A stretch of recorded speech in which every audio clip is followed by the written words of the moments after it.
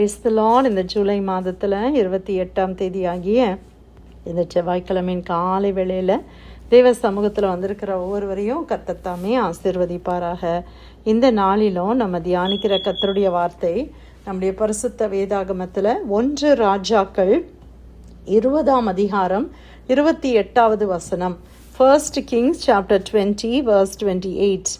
அப்பொழுது தேவனுடைய மனுஷன் ஒருவன் வந்து இஸ்ரவேலின் ராஜாவை பார்த்து, கர்த்தர் பள்ளத்தாக்குகளின் தேவனாயிராமல் மலைகளின் தேவனாயிருக்கிறார் என்று சீரியர் சொல்லி இருக்கிறபடியினால் நான் இந்த ஏராளமான ஜனக்கூட்டத்தை எல்லாம் உன் கையில் ஒப்பு கொடுத்தேன், அதனால் நானே கர்த்தர் என்று நீங்கள் அறிவீர்கள் என்று கர்த்தர் சொல்லுகிறார் என்றான். அல்லேலூயா.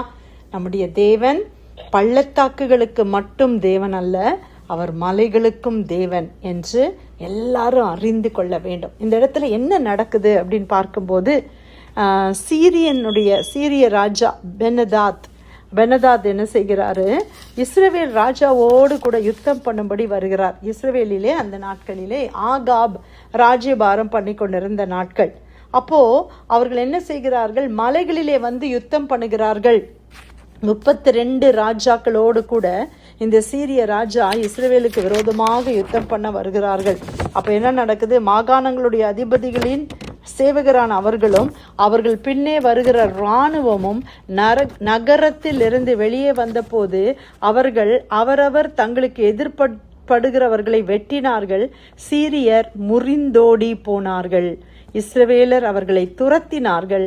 சீரியாவின் ராஜாவாகிய பெனாதாத் குதிரையின் மேல் ஏறி சில குதிரை வீரரோடு கூட தப்பி ஓடி போனான். இஸ்ரவேலின் ராஜா புறப்பட்டு குதிரைகளையும் ரதங்களையும் முறியடித்து சீரியரில் மகா சங்காரம் உண்டாக வெட்டினான். பின்பு அந்த தீர்க்கதரிசி இஸ்ரவேலின் ராஜாவிடத்தில் வந்து அவனை நோக்கி, நீர் போய் உம்மை பலப்படுத்தி கொண்டு நீ செய்யத்தக்கது இன்னதென்று கவனித்து பாரும், மறு வருஷத்திலே சீரியாவின் ராஜா உமக்கு விரோதமாக வருவான் என்றான். அந்த இடத்துல ஒரு பெரிய வெற்றி இஸ்ரவேலுக்கு கர்த்தர் கொடுக்கிறார். அந்த ராஜாலாம் தப்பித்து ஓடி பயங்கரமாக அவர்கள் தோற்கடிக்கப்பட்டு ஓடினார்கள். ஆனா ஆண்டவருடைய வார்த்தை வருது, நீ இதுல வந்து நீ சந்தோஷமாயிராத, அடுத்த வருஷம் மறுபடியும் அவங்க யுத்தத்துக்கு வருவாங்க அப்படின்னு கர்த்தர் சொல்லுகிறத பார்க்கிறோம். அல்லேலூயா. அதே மாதிரி நீங்க அடுத்த வசனம் 23ஆம் வசனத்தை வாசித்தீங்கன்னா, சீரியாவின் ராஜாவுடைய ஊழியக்காரர் அவனை பார்த்து, அவர்களுடைய தேவர்கள் மலை தேவர்கள், அதனால் அவர்கள் நம்மை மேற்கொண்டார்கள், நாம் அவர்களோட சமபூமியிலே யுத்தம் பண்ணினால் நல்லது, அப்பொழுது அவர்களை மேற்கொள்வது நிச்சயம். அப்ப அவங்க என்ன சொல்றாங்கன்னா, நம்ம ஏன் தெரியுமா தோத்து போயிட்டோம், அந்த இஸ்ரவேலின் தேவர்கள் வந்து மலை தேவர்கள், நம்ம மலையில போய் யுத்தம் பண்ணோம் பார்த்தீங்களா, அதனாலதான் நம்ம தோத்துட்டோம். ஏன்னா அவங்க வந்து ரொம்ப பவர்ஃபுல்லா மலையில தான் இருப்பாங்க. ஏன்னா அந்த தேவர்கள் வந்து அவங்க நினைச்சது, இஸ்ரவேலின் தேவன் மலைகளுக்கு மட்டும்தான் ஸ்ட்ராங்கா இருப்பாரு, சமபூமியில நம்ம போய் யுத்தம் பண்ணா நம்ம ஈஸியா வின் பண்ணிடலாம் அப்படின்னு அவங்க நினைச்சாங்க. ஏன் அப்படி நினைச்சாங்க அப்படின்னா, அந்த நாட்களில அந்த ஒரு நம்பிக்கை அவர்களுக்கு காணப்பட்டது.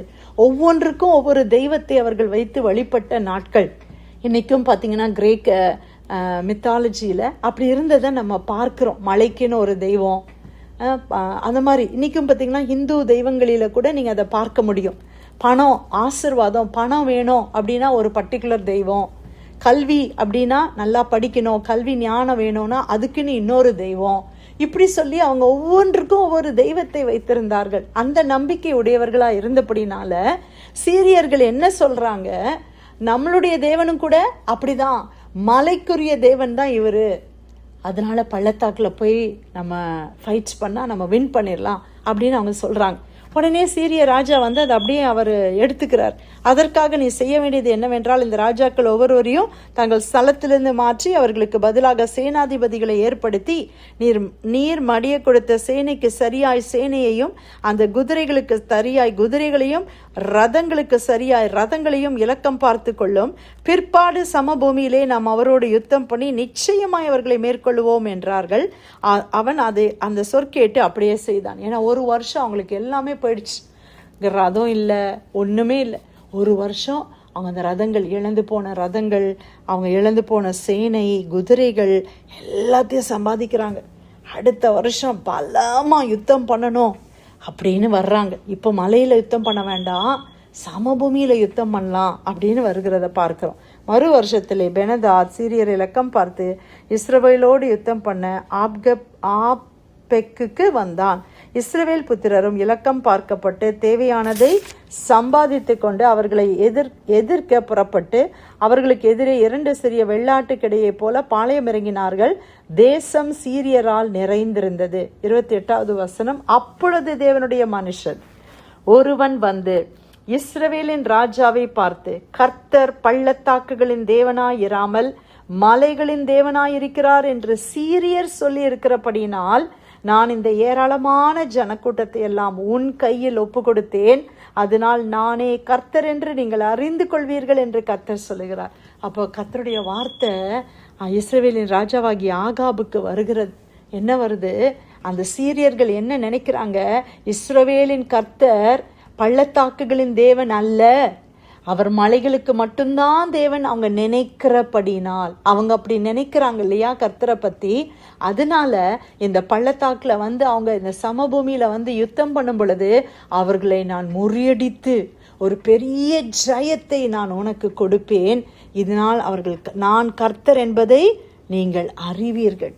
நம்மளுடைய தேவன் பள்ளத்தாக்குகளுக்கு மட்டும் தேவன் அல்ல, மலைகளுக்கும் தேவன் என்பதை நீங்கள் அறிந்து கொள்ள வேண்டும் என்று சொல்லி கர்த்தர் சொல்லுகிறார். 7 நாள் அளவும் அவர்கள் முற்றுகை பாளையம் இறங்கி இருந்தார்கள்.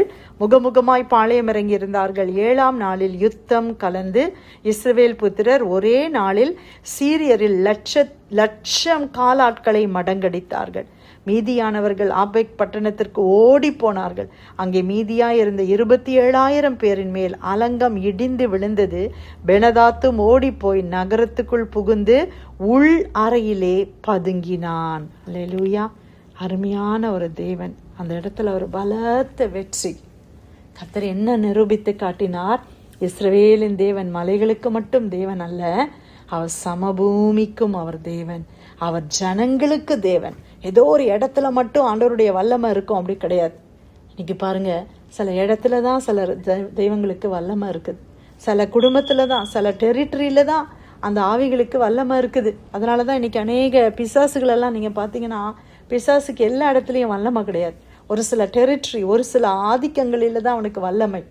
ஒரு சில இடத்துல தான் சில தெய்வங்களுக்கு மதிப்பு இருக்குது.